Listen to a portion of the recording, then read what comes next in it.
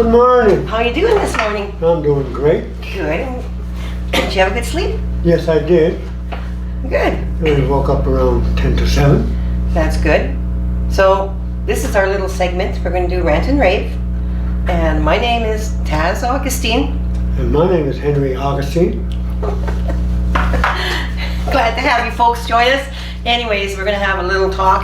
And in our talk, we're going to have some ranting and raving. You know, we're Indigenous people, and we've noticed some things out there. We celebrate about our culture, our spiritual practices, and things we don't like going on. And then it was brought to our attention recently that some people are bringing in colonial beliefs into the sweat lodge, into the Sundance, into our various ceremonies that have been on this earth, on this continent, on our land since time immemorial. I for one, do not bring in the Catholic practice nor the Christian practice or anything to do with those philosophies into our First Nations, or I shouldn't say First Nations, I should say our original people's spiritual practices. It's important we not cause division. You know, the terms First Nation, Métis, Inuit were designated by the government of Canada, and really they don't belong to us.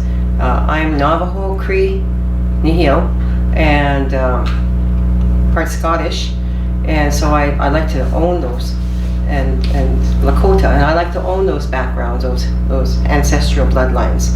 That's the proper terminology for who I am. I'm not First Nations, Métis, or Inuit. I am Navajo, Lakota, Nihil, and part Scottish. Those explain who I am. So tell us a little bit about yourself, Henry. Who are you? My name is Henry Augustine. I'm from New Brunswick, and I've been following the spiritual way of life for over 40 years, and I've learned a lot. Well, you look like a white man. Are you white? My aunt, my great-grandmother, Mary Smith, she was from Bathurst, New Brunswick, and she was Acadian. So I have Acadian blood in me. And so I have a great-grandfather, that's my grandfather's father, married a woman from Bathurst. And that's how I'm related to the Acadians. So I'm Acadian too. And I'm Irish. And I believe that What else are you? I'm black because my grandfather was grandfather's mother was she was black. Well, you're the first thing I've ever seen from a black man. It is, but it's the ancestral background that I learned about my life, because I had to learn it and I have to pass it on.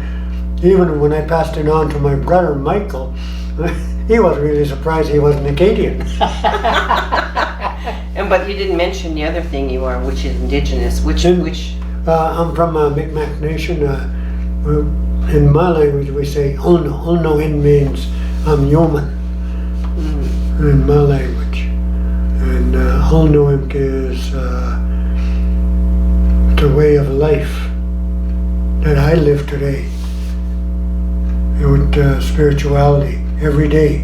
You know, we were going to talk about, when we discussed this as a topic before we went on camera, the what was going on in Sweat Lodge and people bringing in the Catholic religion or the Christian religion into Sweat Lodge or into our ceremonies, our Indigenous ceremonies. Can you talk a little bit about that and share with me? Well, what you think? I think that it should be kept separated, because to me, when I'm in the Sweat Lodge, I don't bring those things in the ceremony, because I learned all the years that I've been going through ceremony that I pray from my heart and pray to the 4 directions and the 3 other directions that I pray to, and I pray for everybody. So you don't have a memorized prayer? No memorized, it comes from the heart. Okay. So now I pray the same way. It comes from the heart, and I pray for what is needed at the time. What people bring me tobacco and prayer cloths for. I understand the other religions because I studied them over the years to better understand what their philosophies were and what their values were. Now, my way of thinking, because they came to our land and forced people to become Christian or Catholic, there was no choice in that. They were forced through the assimilation policy, they were forced through residential schools, some through foster care, some through adoption, right? I'm really honored that I had a mother and a grandmother and those before me who did not follow that way, who did not really embrace being Catholic or being Christian, but understood sweat lodge, smudging, they understood sacred fire and all those things that they taught to me. But they did have a respect, right? And they said it's what I was taught is to respect others' beliefs and philosophies. Now, I wonder what a priest would feel like if I was to walk in to their church and take over the church ceremony with a pipe. I don't think it would be welcomed or allowed. I think they would not be allowed, and you'll probably get the priest frustrated, and frustration would show in him, and but that's their religion, and I have a hard time believing in that because it affected me when I was young. But later in life, I found out who I wanted to be. I wanted to be Indian. And when I found that out, 13 months in isolation, the day came that I did not know nothing about being Indian. But after 40 years of traveling and listening to the elders share their knowledge, I picked up a lot of knowledge, and when I went home, I had it all translated by an elder over home. And my hero was my grandfather. He did ceremonies. He had to hide. From 1928, they outlawed our ceremonies, the government of Canada, till 1982 after the Freedom of Religion Act. Okay, your information is a little different than mine. Yes.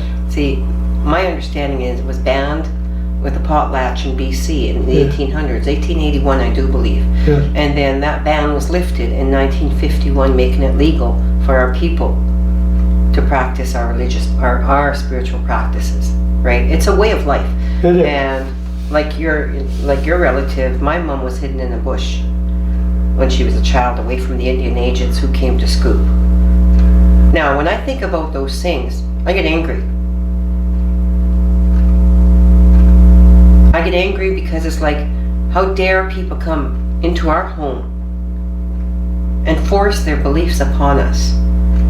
That is true. Brainwash children into believing something that does not connect to land, water, does not connect to earth in any way. And they break that, the connection. They break Right. the connection. Yes, they do that. Because I am connected to Mother Earth. Does it make you angry, Henry? Well, I don't know if I should be angry or not. It's just that the fact is that happened. And my grandfather lived a spiritual life, but he had to hide. Isn't that just a bunch of hogwash that our people had to hide from other people who came from other lands? Yes, that's hogwash. Because of what they believed, what they practiced? Yes. Did you know that some of the people would get hung Uh-huh. for our religious practices, our spiritual practices? Some people got murdered. Uh-huh. Some people were stripped of their skin. And in fact, stories Noko would tell me, my grandmother, is she watched as people cut off the breasts of the native women and used them for pouches. Oh. And these were people who were supposed to be Christian and who loved God. So, I struggle with how do you accept these people's philosophies if they think that's okay to do. Now, you and I watched a movie yesterday called Armistead. Yes, right? we did. And it was about slavery and the black people. Yes, And we watched and it was based on true events. yes. You know, we don't see enough of those type of movies about what happened to our people. That is true. We don't see it. And it's always our people that looked at it criminally. Because when they see a native person, they look at him as a criminal, not as a human being. And what do you think of that? It's terrible. Yeah? That doesn't make you angry? Yes, it does. Not that I'm trying to make you angry, Henry. It's just that I think at some level we all have kind of a simmering anger in us. Yes, Especially we know, this country is built on racism, this country is built on genocide, and this country is built on hatred. And hatred for our people, the indigenous people nationwide. And it's just a bunch of bullshit. Right? They look down upon us as if we're not human beings when they came to this continent. And no different than the movie Armistead we watched with the black people. They turned them into slaves. They stole them off their land, brought them over here. And then when, in the movie it showed when there was too much weight for the boats to float, they threw people off the boat, live human beings off the boat, as they called it, cargo. To lessen the load. They were right? classified as cargo. As cargo, right? That's a way to dehumanize. Yes. So they don't look at them as human beings that they're killing and murdering, right? And they did the same thing. And they continue. A lot of people continue to do the same thing to us. Yes. They continue to objectify us. They'll call us the Indians, the natives, but they won't say the people. True. That is true. They won't even call us human beings. They won't say those human beings. Yes. Or And classified as. So it drives me nuts. Being given, see, that guy have a problem with that word First Nation. Yeah. I always have that problem with it because I'm not First Nation. I am Mi'kmaq Anu from Mi'kma'ki. That's right. That's So- who I am. If anybody could take anything from a video, know who you are, what are your roots, and never mind the colonial languages that are taught to you, imposed upon you, and get past the words First Nation, Métis, or Inuit. Start talking about who you really are and your roots. That'll identify your ancestry. Yes, and look into your family tree because I looked in and I found out I was Acadian too. Well, you're also a black man. And also a black man. 'Cause one of my grandfathers had. You're almost like the four nations of the world. You're just missing the Asians, right? It's kind of comical in some ways. Yes. Anyways, it's our morning rant and rave. Yes. And thank you, Henry. I love you so much. Thank you. Thank you, Taz. I love you very much too.